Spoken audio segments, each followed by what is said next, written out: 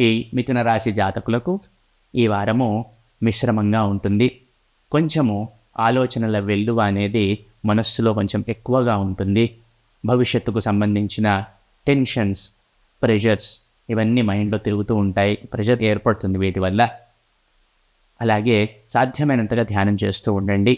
ఆర్థికపరమైన లావాదేవీలకు దూరంగా ఉండండి.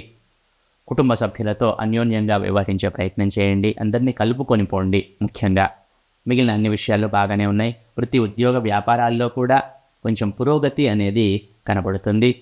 కొంచెం పని ఒత్తిడి తగ్గే అవకాశాలు కూడా కనబడుతున్నాయి ఈ మిథున రాశి జాతకులకు.